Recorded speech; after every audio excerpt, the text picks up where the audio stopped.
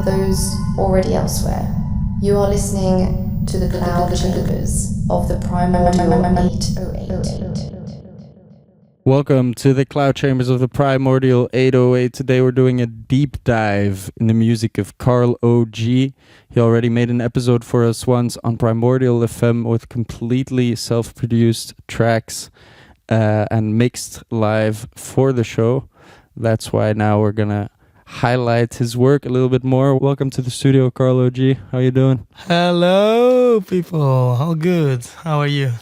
I'm also good. Yeah, still waiting for the coffee to kick in a little bit more. Yeah. But I'm excited to have you here. It's a nice coffee, man. Yeah, shout out to the Italians for inventing this way of brewing coffee. Yeah. Bialetti is a part that is patented and is like you don't get something similar that if it's not Bialetti, you know? It's like so secret. They keep the project so secret. Oh, seriously? Yeah. There is like a very important work that is done there to keep the thing secret so it's not spread, and they reverse engineer it. Of course, they were able to build it similar, but it's nothing compared. And the guy who did the project was also projecting cars. Yeah. The Bialetti guy was an engineer, so he made a perfect, very complex machine that works exactly in certain conditions and with certain materials. That's why, like, I always, there are brands that spend a lot of money to reverse engineer it, and then they manage to make something good. But at the same time, Bialetti is just a brand of like, it's like the seal, quality. The seal of quality, you know. It's like, yeah.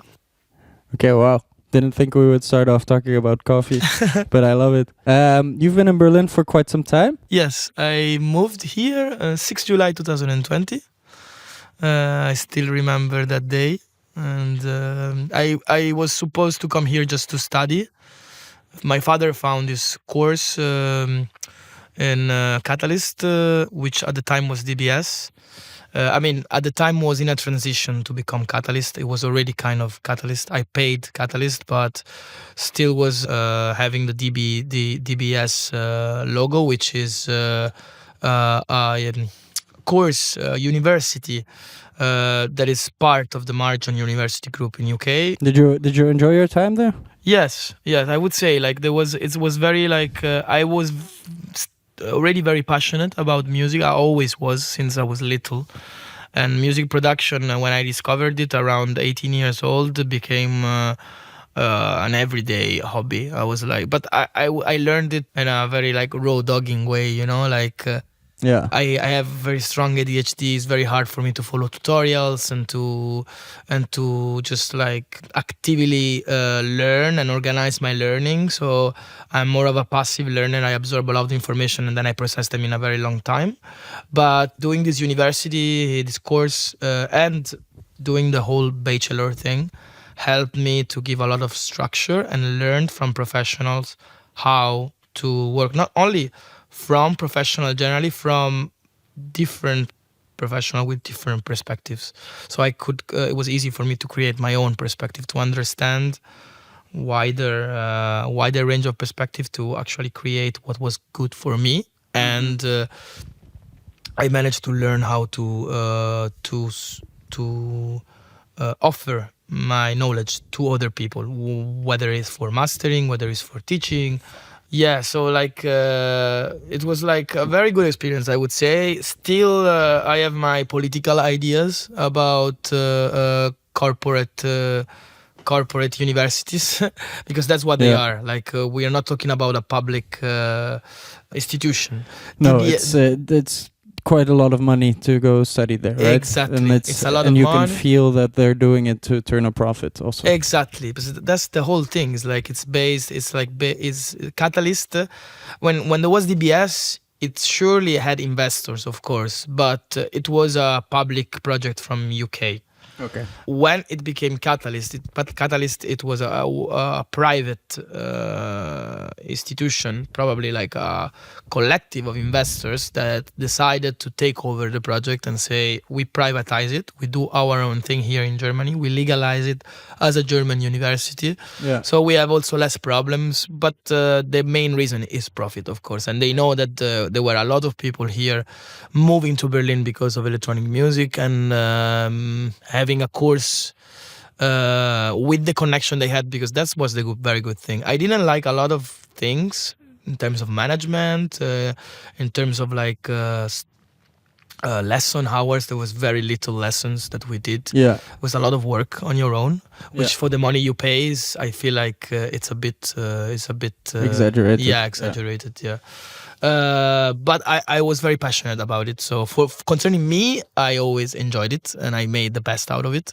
Yeah. But I imagine you also met a lot of people going there. Exactly. Like now the label I work for, Technica, which is founded by my good brother Salvador, and it's run also by other very good friends, Nikita and Alberto, Nacho and Gigi. They are doing a very great work to bring this label up. We recently received a residency in Om. Nice, congratulations. Yeah, we have one year long residency. Okay, wow. It's gonna be a very cool event happening in December. It's gonna be 6 hours of live set. Okay. All the family of us, we all make music. Yeah, I do mastering for this label now. I took care of from not the very first solo release, because this was taken care at the time by our friend Giacomo, who did the mastering for the first 2 VAs and the first solo EP. Then I started a kind of internship with them. I offered them 10 releases for free because I really wanted to work with them and I really wanted to practice what I learned in the school. Yeah. And it became like I became their house technician, and I'm very happy now for. Yeah, I imagine it's quite a nice position to have with the label, right? Exactly. And specifically, I'm curating a sound that I really enjoy to work on, you know? That's not a given as a master engineer. Like I would prefer to make, honestly, for me, I prefer to make less money and to work on tight music that really reflects my vision of no genre constraint and constant experimentation, but still following the rules of sound science without being like so blocked by them. But there are some couple of axioms that you would need to follow. For example, like mono that fucking bass, man. There's no need of putting it there. Yeah, okay. The rest we can talk about, but that is so important.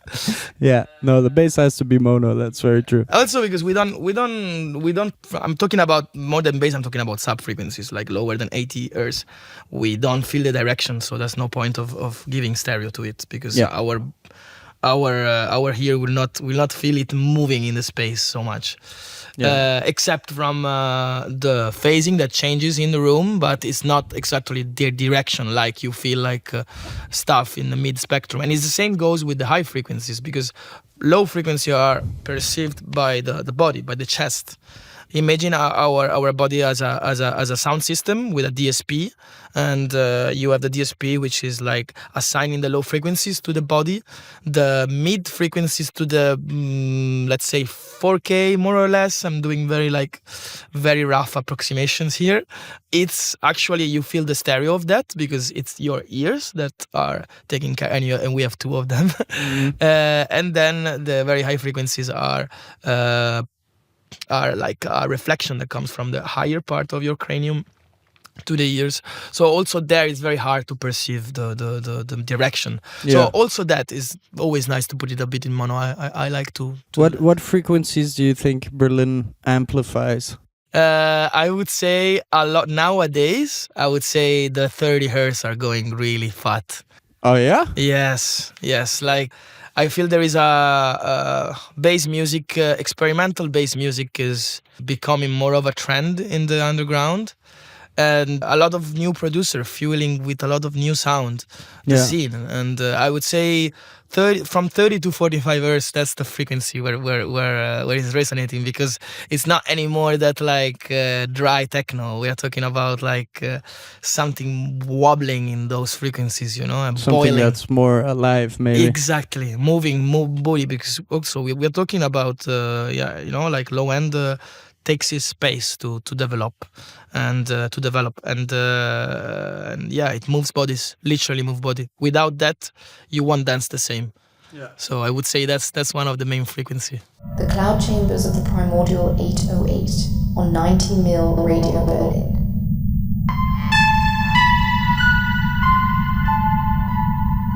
Your favorite abstract sci-fi radio show. Artist Showcase with Carl O.G. Cloud chambers. Yeah, I wrote a couple of questions down here also, maybe in the spirit of the cloud chambers, to get a little bit philosophical. Yes. And one thing that I really wanted to ask you, because I've seen you shape music out of different complex tools, but also you sometimes use CDJs to get the message across.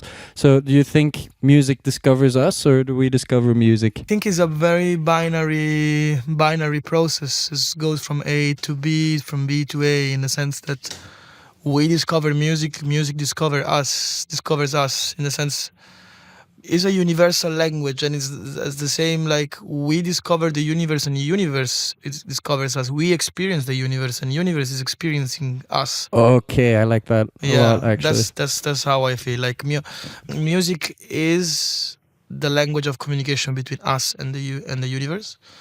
But yeah, I mean, like music experiences us a lot, I would say also. We give as much as we receive when we are in that harmony. Yeah, and do you feel like there's when would you say now this is music? Where does the noise end and the music start then? If it's a language of communication, when is it screaming and when is it words? You know what I mean? I would say we don't have to, like, language is not necessarily made of words. So I wouldn't like I would say its language is based on frequencies, and these frequencies can be harmonic. So we have a sequence of frequencies that are distant in a mathematical kind of ratio, and that creates harmony. I mean, at least as we perceive it, but can also be not that, So I would say I would use more like frequencies more than words. So it's always both, kind of. Yeah, I would say like we tend to divide noise from music because we perceive that harmony, and we like harmony, we like order, we like rationality. It's like we organize things, we label things. It's like it's part of the human nature to categorize, to create those categories. While noise is a bit more free, I would say. It's more like, in that case, is the universe experiencing music through us, I would say, when that happens, because we let it go free completely. There is no calculation behind, because in the end, harmony, it becomes harmony because the medium that is producing it is built in a way that creates those resonances. Mathematical resonances, like a piano. Yeah, it's like a machine that is designed to make those harmonies happen, But the universe doesn't produce only harmony, I don't believe in this like 440 hertz kind of frequencies. Like there are a lot of course, yeah. There are a lot of frequencies, that are driving the universe, I would say. So I like to, of course, it's good to label it as noise, because it's a good way to understand that there is not that mathematical harmony, but still, for me, there is no distinction in that music language. For me, it's still music, I would say. Yeah. Yeah, I would describe it more like it depends. It depends a lot of which kind of noise we're talking about, of course. But do you feel like this philosophy also translates in the way you approach creating? Yes, I would say, because I'm a lot microtonal. I like to express microtonality a lot, and I come from also a very like long jazz education in terms of listening. I do play bass, and I learned from my teacher who was teaching me mostly like jazz music. But I never practiced so hard to become a jazz bassist, I would say. But I have that approach of like soloing and like going more soloing and like improvising rather than improvising on a structure. You know the modes, you know the scale, and then you just move around a bit. Yeah. Instead of like learning riffs and just properly like. So I would say I lost myself. That's okay. ADHD, baby. So You are now listening to Cloud Chambers of the Primordial 808.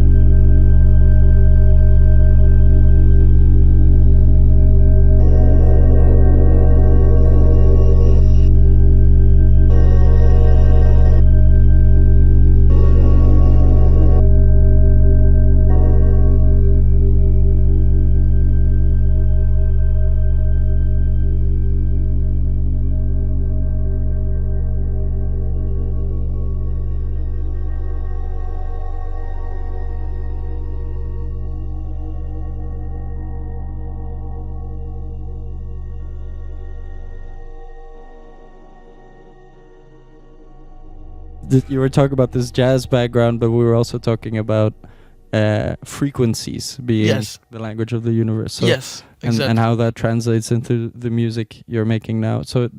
Yeah. So seeing as you come from this jazz background and this microtonality, was it also hard to let go of that structure? Yes, a bit. Like, which the jazz structure you mean? Yeah, do you feel like you had to... I mean, jazz is already pretty free, but you're still tied to instruments, right? Yes, exactly. So I think with electronic music, it was a process of discovery of that. For me, it was more like I wanted to make those sounds, and I knew that people were able, in my age where I started, were able to make it in the bedroom. So I was like, I really want to work on that. I'm a musician. I know music. I enjoy music. I was like, there was my autistic obsession, you know. I really wanted to make that on my own, you know. And I have the same with bread, for example. And You make your own bread? yeah, I make my own bread. Yeah, Wonderful. And it took me years to learn from different professionals, including my friend Alberto and Marco, which really gave me a very good direction to properly learn bread fermentation in the right way. Thank you. Shout out to Alberto and Marco. Which is not Alberto from Tecnica. We have two Albertos. Okay. Many Albertos in this town. I've met a couple myself, actually. Yeah. You know? Yeah, so I would say like I let go of the structure. Yeah, I would say a lot. But more specifically when I came here to study, because I learned the basic rules that were like the axioms that you, as I mentioned before, that you needed to follow in order to have that sound going correctly. So like understanding the signal flow, the gain staging, the spectrum frequencies, the stereo field and how it behaves. After learning that, I could move even more freely, you know, because I think freedom comes with a little bit of structure. It's a bit of a misconception nowadays. When we think about anarchy, we think about absence of order, but that's not correct. It's like it's absence of a pyramidal order. It's absence of a hierarchy of one person on top and many people on the bottom, you know, working for these people. That's for this person. So that's more or less the same thing. Like I feel like it's because for example, an anarchist society couldn't survive without organizing them between themselves. Exactly. And that's a very important thing, and it's connected now with the noise thing, because nowadays I feel like a lot of musicians, electronic musicians, that struggle making good sounding beats and good music, then they go into noise, you know, and they were like, okay, I'm expressing myself.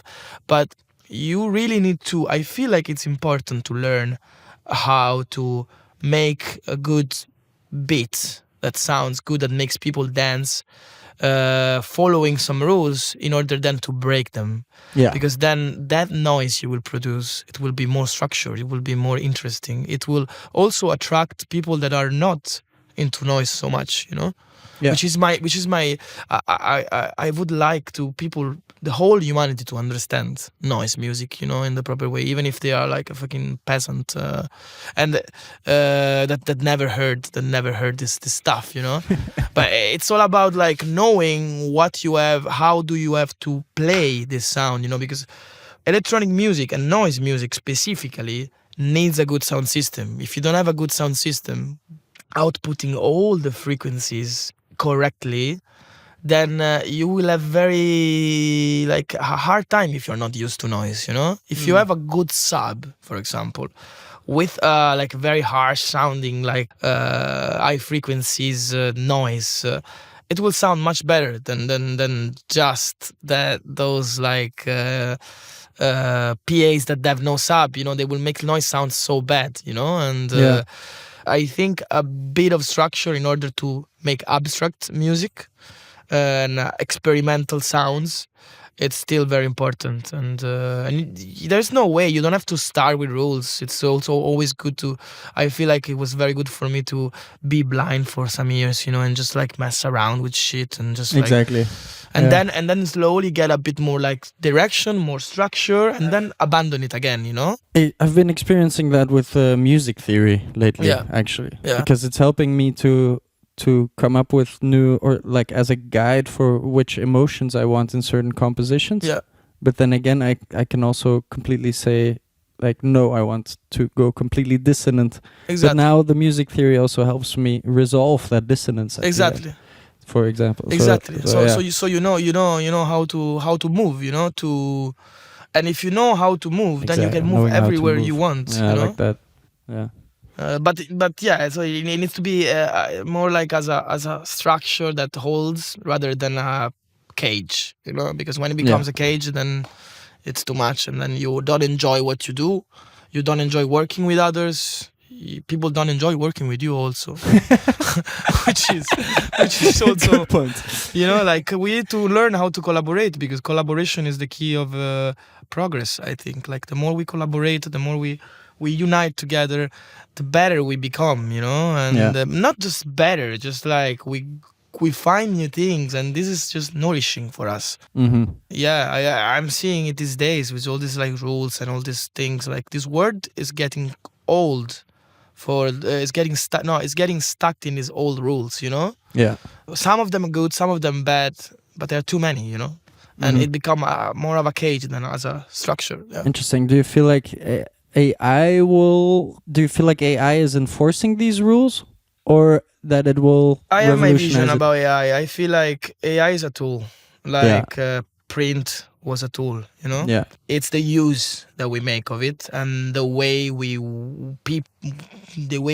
people who discover it. Maybe I didn't discover AI, but let's say if you are the person who discovered it, then you have to put it in the service of people.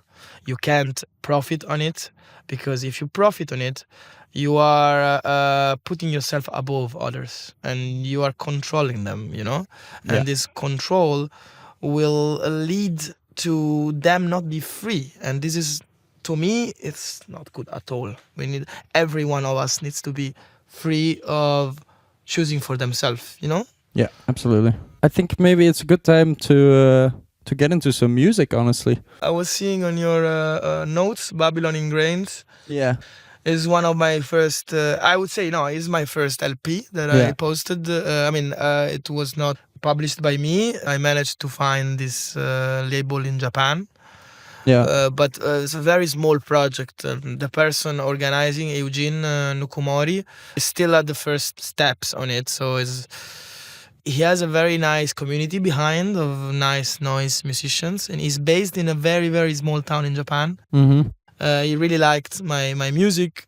Yeah, that is exactly like what I arrived to after 2 years of university. I was like before starting the third year. It was exactly what I meant before. It's like it's the noise and experimentation that came out of learning these axioms, these rules, these basics, fundamentals that you needed to go on with creation in a way that you wouldn't disturb others, or at least that you would be understood by at least 10% of the population. Yeah.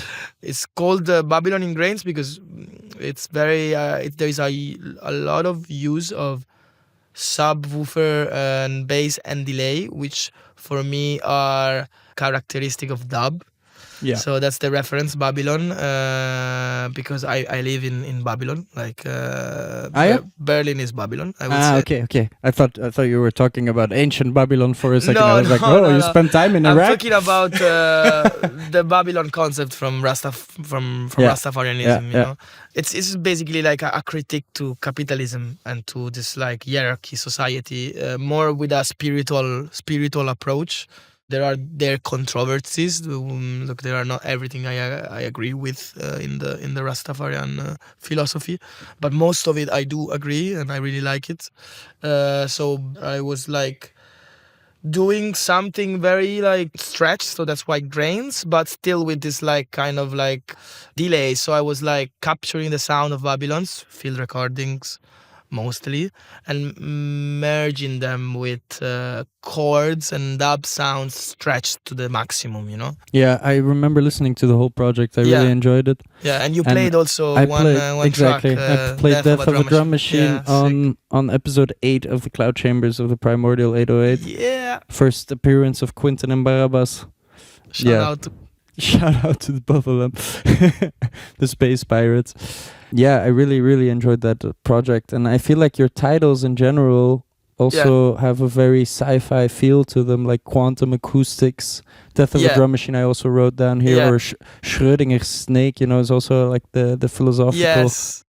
I studied a lot of philosophy when I was in high school. Yeah? Okay. I did humanistic studies, which classico, we call it in Italy. It's like high school where you study a lot of like Greek and Latin and philosophy and history and literature.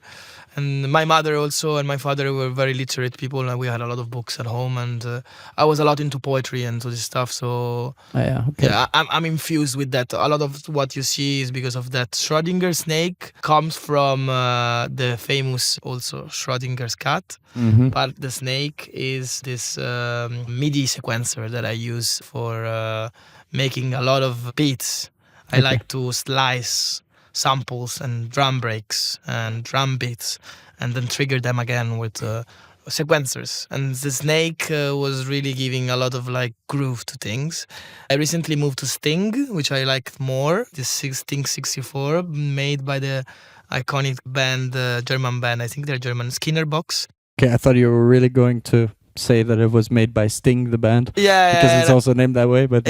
No, it's Skinner Box. They make music as well, and like shout out to Sting 64. Like wow, yeah. But Snake also is really a good one. It's a bit more like because Sting 64 is a sequencer that makes the same groove of a acid bass line with the 303, so with the accent, but you can apply that accent structure to whatever synth you like. So it's super nice. The Snake is a bit more on grid, but still very quantized in a very particular way. You can choose the different grooves.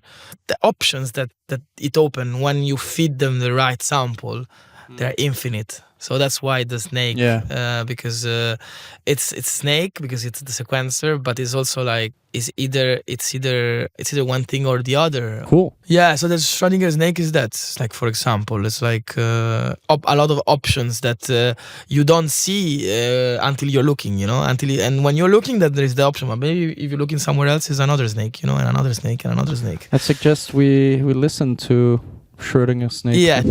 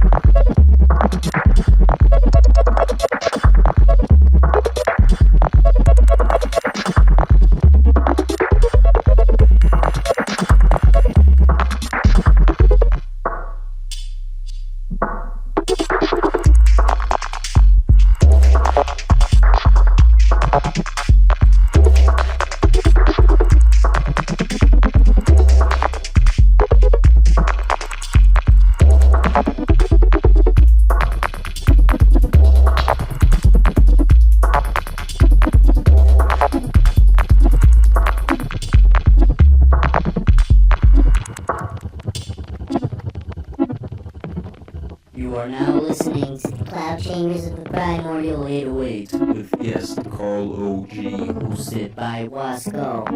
Shining a Snake, for example, there is a thing that I regret a bit on the mastering because I was still discovering mastering, and I did this mastering with this compressor. I don't compress so much, but I did compress with a very short attack, and it killed a bit of transients. And I still but it's I was like, people liked the way it sounded, so I was like, okay. And it was out on the label of Gary, the label Care of Editions. Yeah, so Care Of is a very nice label. I did the mastering for 2 releases external to this, 2 tracks. Yeah. One from Divina Niña, and the other, yes, from Rafa. yes. Okay, exactly. wonderful. Fulguri, no, and then for Pablo Torres. The track from Divina Niña is Origen, and then Pablo Torres, who made the track Fulgurita. Yeah. They are all from Catalyst, people from Catalyst. Yeah, I met Rafa back in the day. Yeah. And I also made music with her once. It was Yeah. really, really fun. Yeah, she's a legend. Yeah. And she moved back to South America. I don't know where she's from. I forgot. Yeah, I'm also not gonna Yeah. guess. But I know that, and it's South America for sure. Yes. Yeah. And the mastering engineer for Care Of, which is Firmware, sick artist and amazing mastering engineer. He was on vacation in that period. It was summer, so Gary was impressed by my so-called mastering skills, which I didn't consider skills at the time, but it was one of my first paid jobs. Yes, I mean, at a certain point, you also get hired for your ear. exactly. Right. So, More than for your skills, yeah. Yeah. No, I mean, more than for your professionality, let's say, yeah. Yeah. Well, No, what do you mean? I mean, like mastering and mixing at a certain point becomes also a matter of taste. Yes, totally. So if she's impressed by your skills, Yeah. it's also she's impressed by your taste or Yeah. the fact that you picked up on some frequencies that Yes. she also enjoyed. Yeah, And then- exactly. Yeah. Yeah, totally. For me, for content mastering, I try to I found a way to be the most transparent possible, the most dynamic, and still get that loudness that this generation wants. Yeah. Get that sweet spot. Exactly. Yeah. Nice. And you've been enjoying mastering? Yes, a lot. Like specifically when I started to do it professionally with a subwoofer, it changed a lot the game. I was able to really control and feel the low end a lot. I managed to test it in clubs, and I really liked the outcome every time. I was mastering new different genres.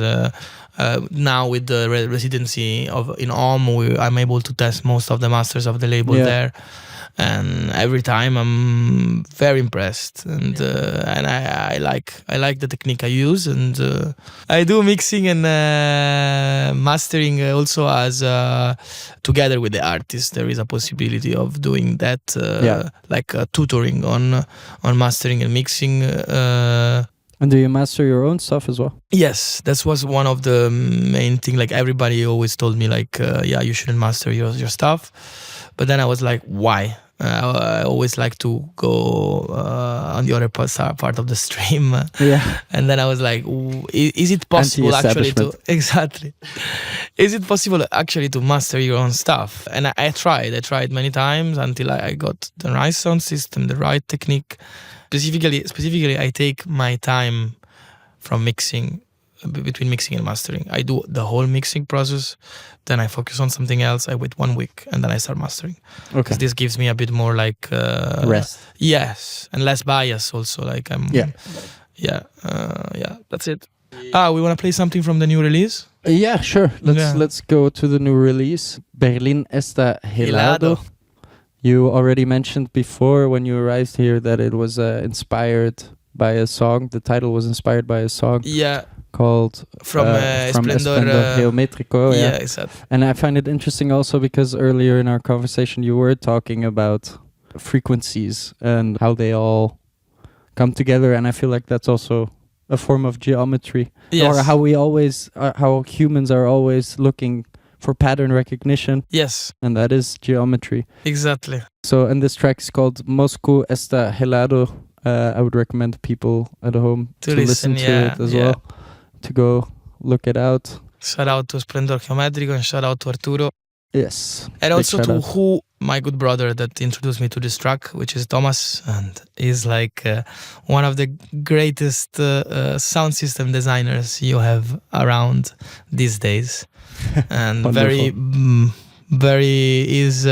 mind is looking towards the future, and the future of pristine underground sound. Hell yeah. Which should we just play the title track? Yeah, I would say Berin Estagilado, and then maybe you can play collaboration with Rosie. I would like also to play the collaboration from Amura, but Sure, we have time. okay, amazing. So the three of them. So this and then the other one. Okay, let's start with the title track then.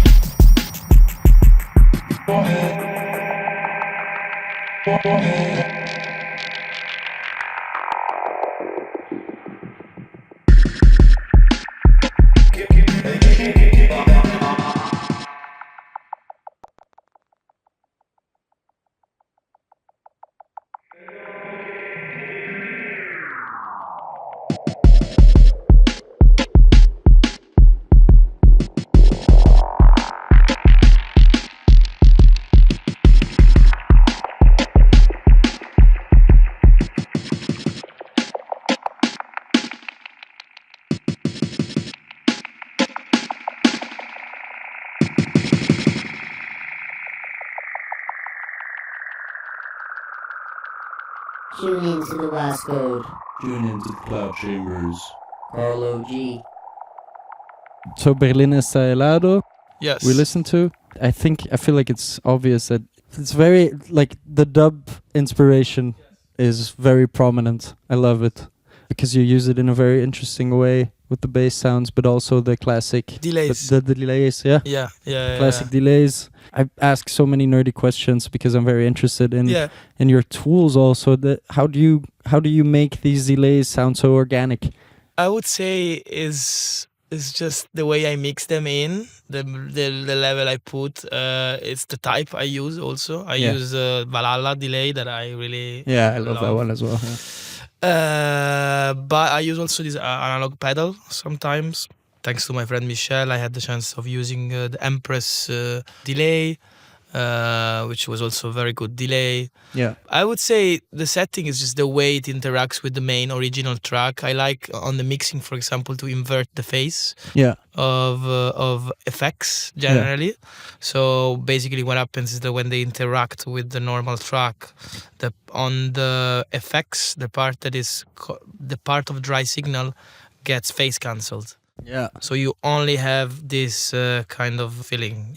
Now that I have Valhalla, I don't use anymore this combination that I used when I had, for example, Timeless from FabFilter. I like to match it with the Saturn, which is also from FabFilter, and makes everything very, very more warm. But Valhalla delay has a lot of warmth already, and you can just it's just crazy good. But also the stock plugin Echo from Ableton is amazing. Yeah, really underrated in my opinion, or perfectly rated. Maybe I don't know.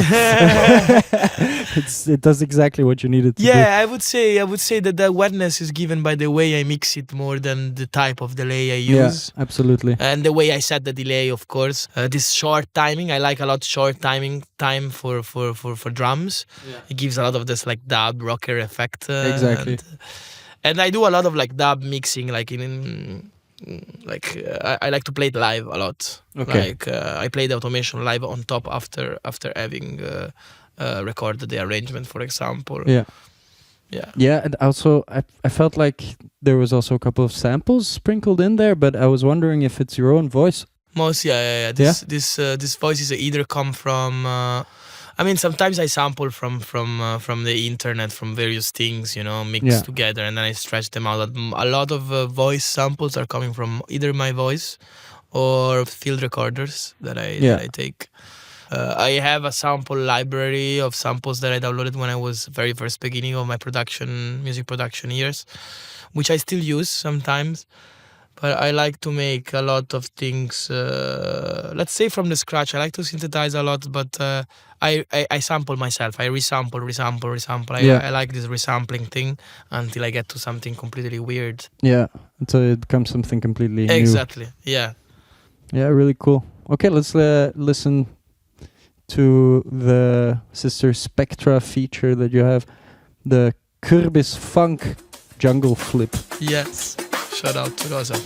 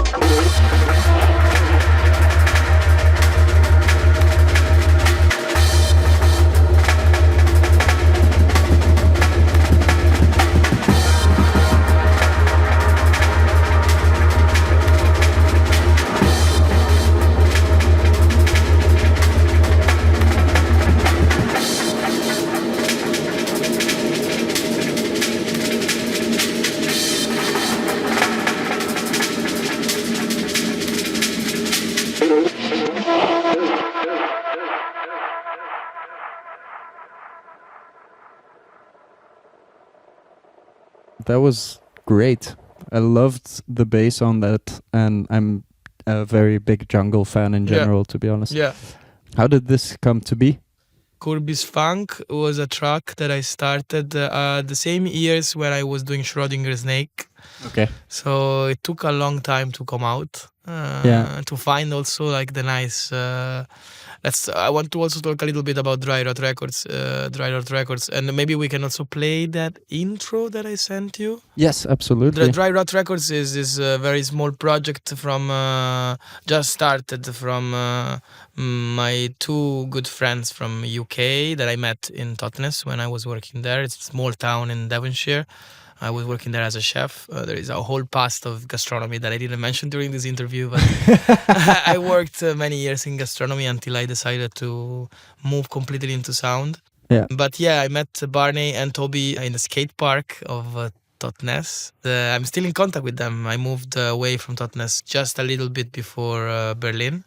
Mm-hmm. And they started this project recently. Yeah, I have one question before we listen to the intro, and it's, do you feel like your years of experience as a chef influence also the way you approach music? Yes, a lot. Like specifically the discipline that chemistry gave me, like in the sense of like salt, for example. Like once you add too much salt, you add too much salt. So either you create more unsalty sauce and you balance with it, but you're gonna have an overproduction, or you learn how not to put too much salt. Too much salt.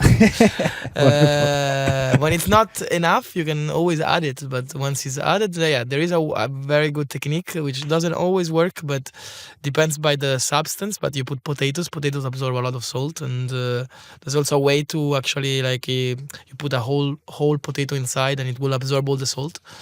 Not all of it, but it's still a process that you would like to avoid. Yeah, absolutely. So I would say it's influencing music in the way that for me samples are my ingredients, and I like to combine them in very different ways with different techniques to obtain different dishes.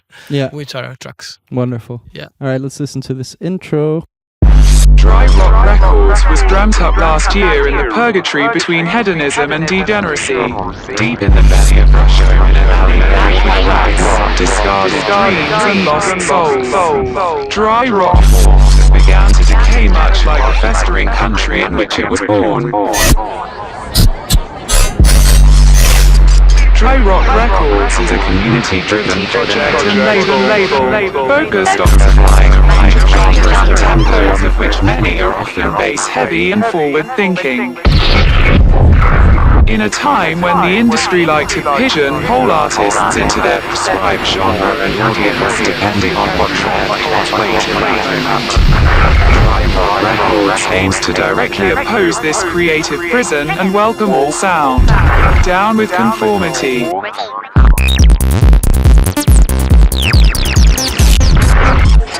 Dry Rot Records aims to highlight the importance of community and creative freedom.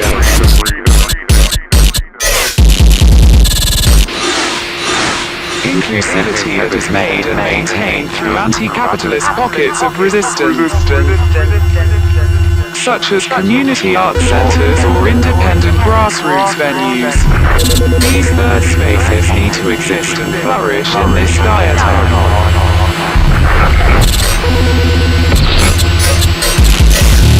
Dry Rot Records.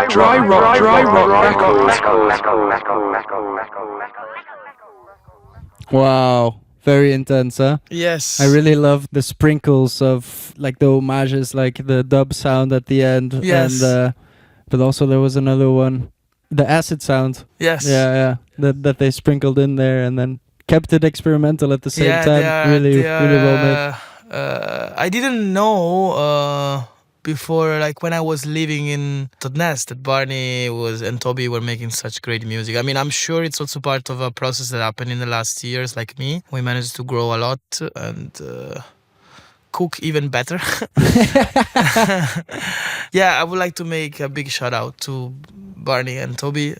And it's nice to see parts of your community, of your international community, just doing something very similar, despite not being. We have been in contact, of course, but not as much. Yeah, of course. As when we are living together. So it's nice to see that we are going along the same routes and doing experimental based music. And I like the community that they created. It's very like down to earth, and like it's about music, and it's about also like they push for like horizontal society where artists are treated less as gods and more as like just like it's also ambassador of the universal language, you know. Nice. Yeah. Very nice. Yeah. Yeah, it's also in the intro that they have an obvious anti-capitalist message and grassroots thing. Yeah. I think it's very important. Yes. And I hope that now also with community radios and that this is coming back. Yeah, Barney is a social worker. He graduated in sociology last year, and it's just like I'm really in line with this line of thoughts. We are we managed to be way more in contact after Totnes, because we managed to stay in contact. He came here to visit in Berlin, and we consolidated a friendship out of that, which was beautiful. And I realized much more now than when I was in Totnes that he was sharing a lot of my views, you know? Absolutely. And I like that a lot. Yeah, it's nice because that also just reaffirms that you're on the right path. If you have people that grow with you, even if it's at a distance. Exactly. And you feel you're growing in the same direction. It reaffirms your friendship, reaffirms you're on the right path. Yeah. And it's nice that you know that you can speak freely with someone without being judged, you know? Absolutely.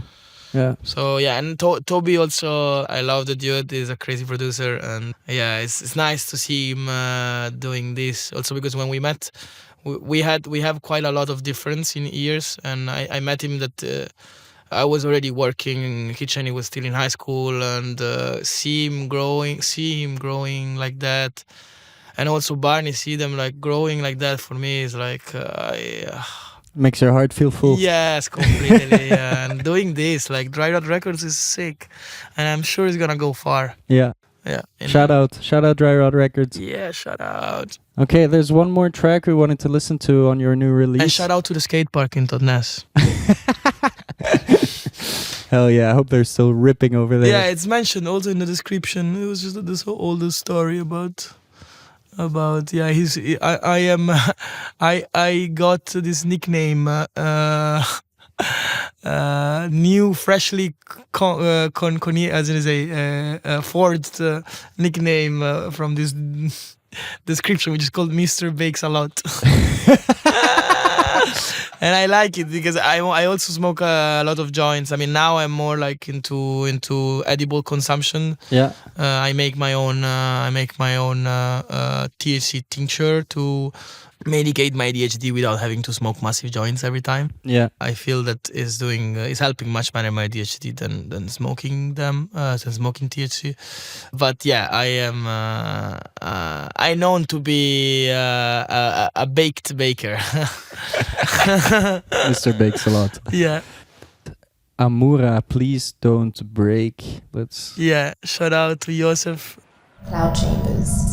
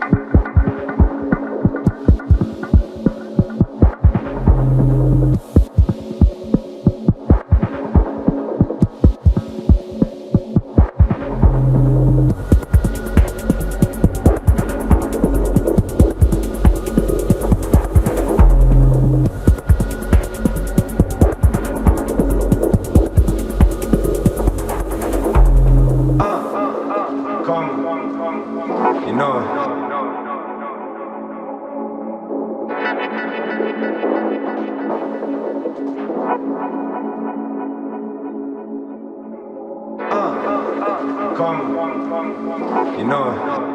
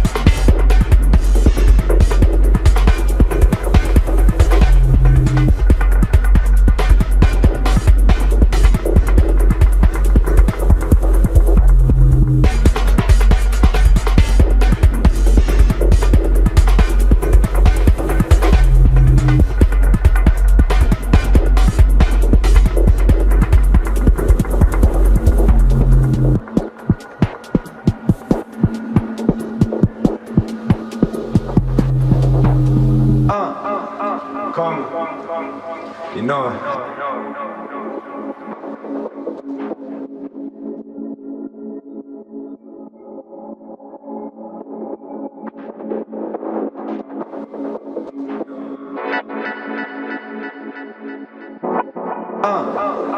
Come, you know.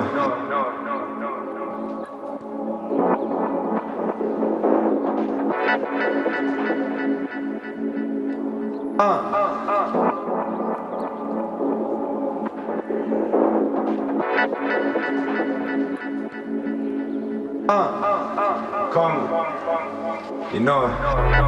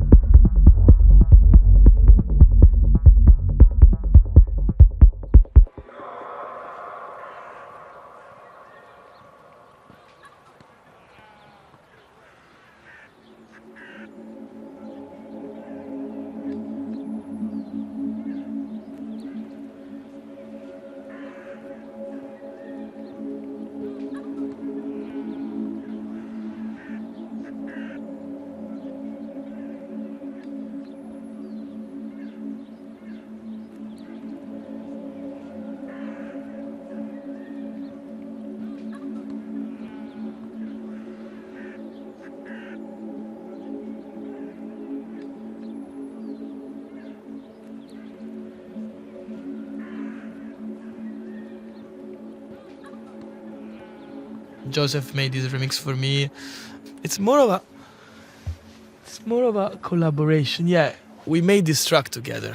There's another element of the skate park in here, which is one of my brothers, Ben, who I met in the skate park as well, and he's the voice speaking.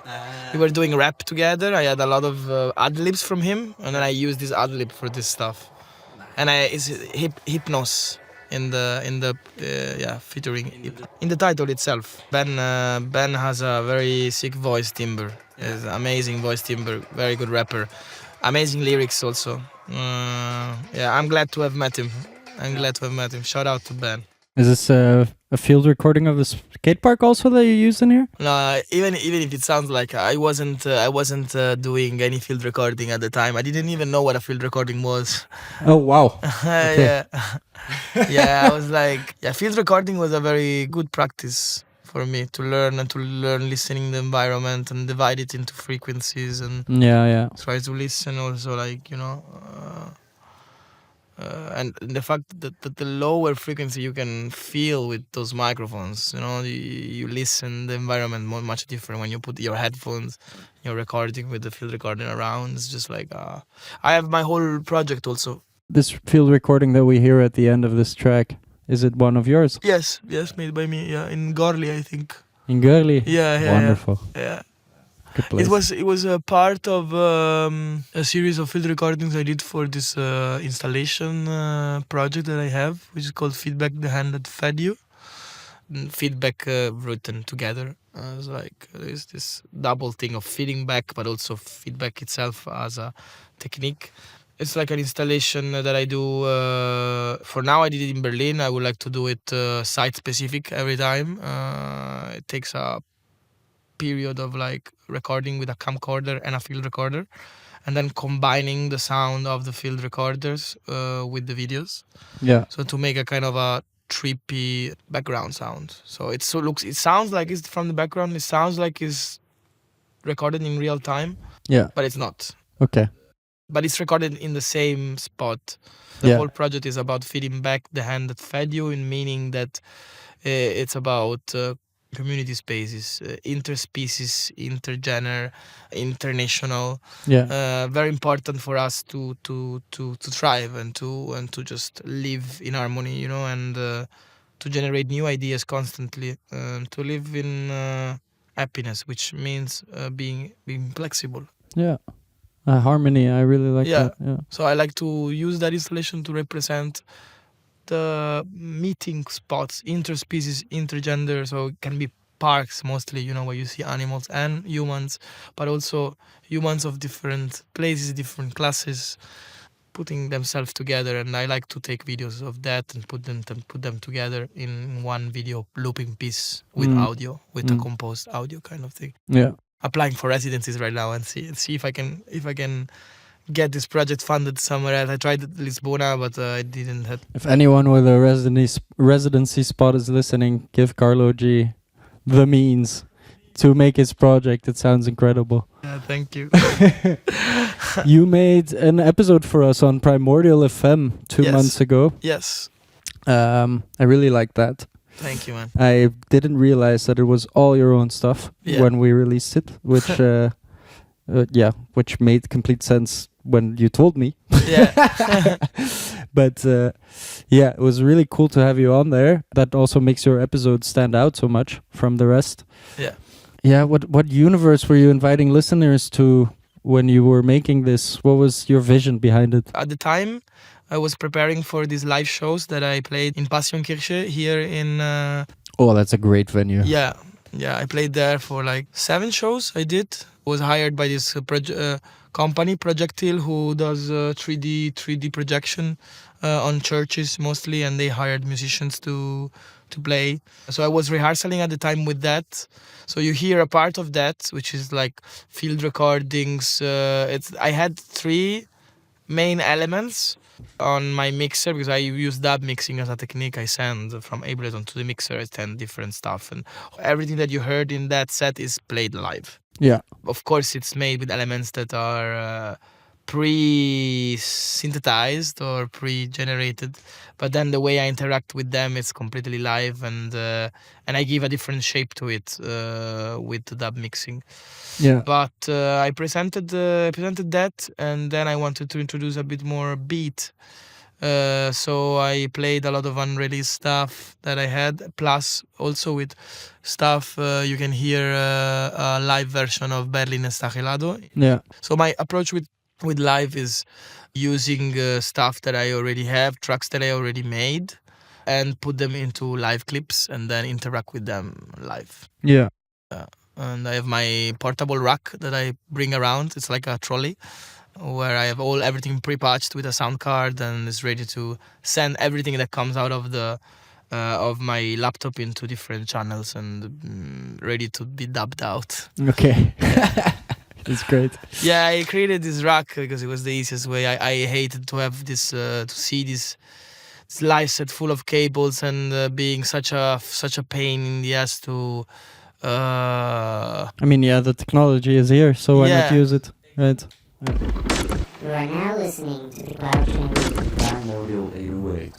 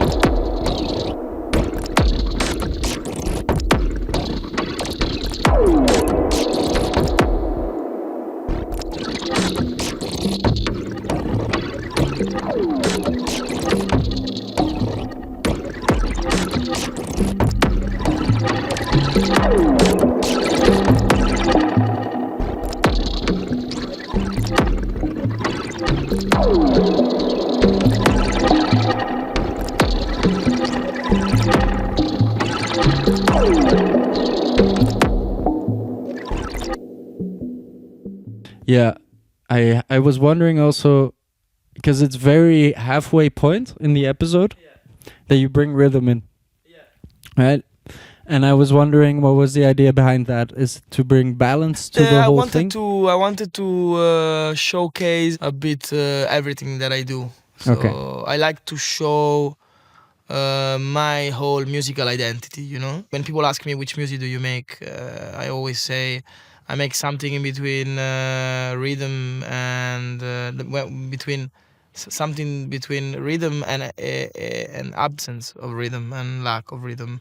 Something between melody and noise. Yeah. And with that dub touch to everything, you know. There's always that dub touch to everything, but because I like it and I feel like I can express myself a lot with delays and with sub frequencies and with minimalism also. I'm a quite minimal person when it comes to production.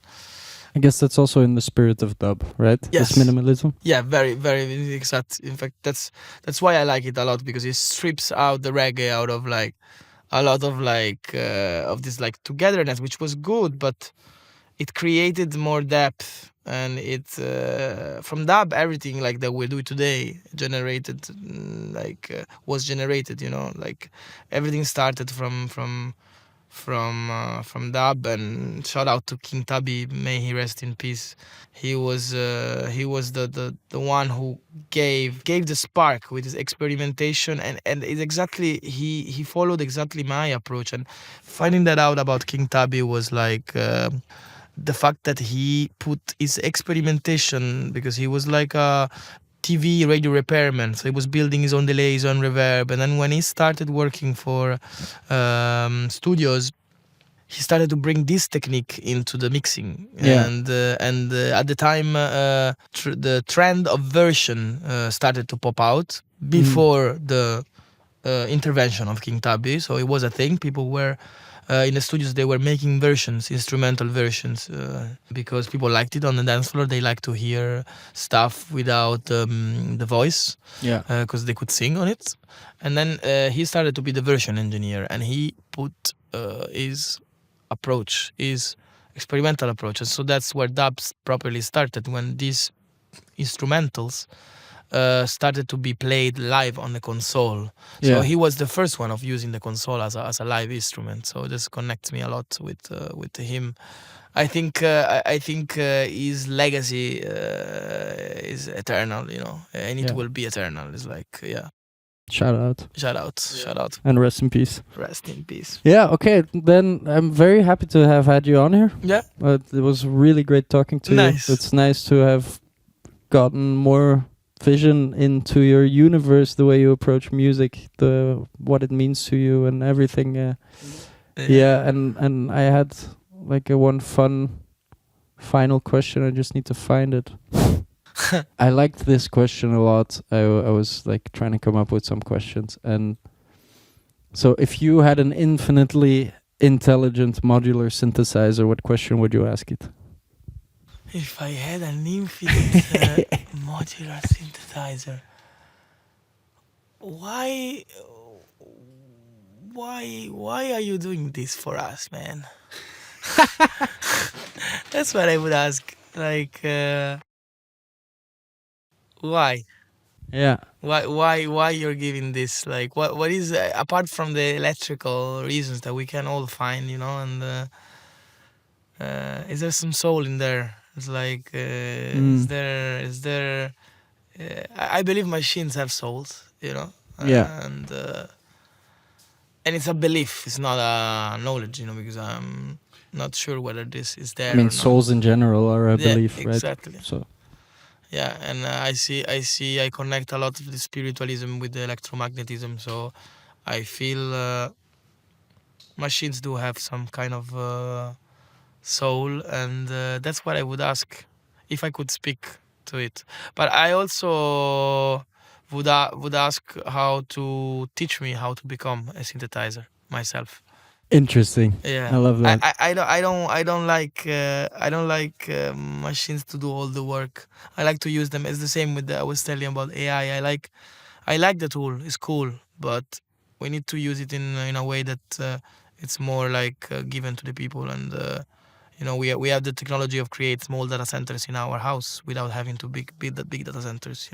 We can build our own engine. Yeah. We just need to teach it, and you teach a man to fish, and you can fish for a lifetime. Yeah. So you teach a man how to AI, you can AI for a lifetime. Okay, great. Yeah, this was the Cloud Chambers of the Primordial 808 Artist Showcase, Carlo G. Thank you so much for tuning in, guys. Is there a track? I want to make a last Yes, please, shout out go for to. I just mentioned them already. My colleague friends that make sound source systems. It's one of the most pristine underground sound system you get in Berlin nowadays, and it's homemade in Berlin in Zieglerstrasse. And what are they called? Sound source systems. Sound Source Systems. Yeah, Wonderful. sound source systems forever. Is there any last track you would like to play all the way at the end? Maybe I can play sound source systems. There's a track. There's a track that I named Sound Source Systems. Yeah. Perfect. Then Yeah. then I'll just play that. Yeah. This is Sound Source Systems by Carlo G. Thank you. Thank you.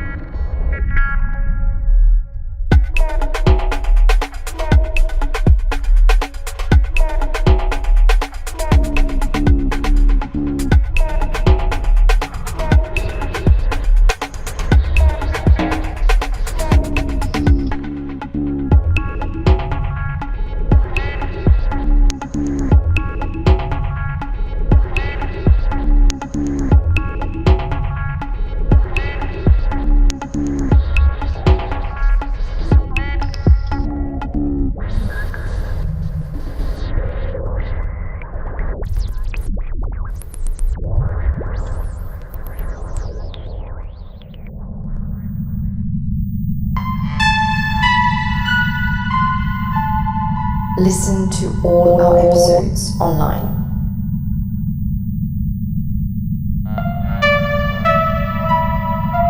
The Cloud Chambers of the Primordial 808 is a global constellation of underground artists, experimental musicians, sonic researchers, abstract thinkers, and sci-fi visionaries. We only play sounds with permission. From Brussels to Berlin, from Berlin to New York, from New York to Kathmandu, from the Caribbean to every hidden frequency in between. One global network, broadcasting across dimensions, making that radio from elsewhere. We only play sounds with permission.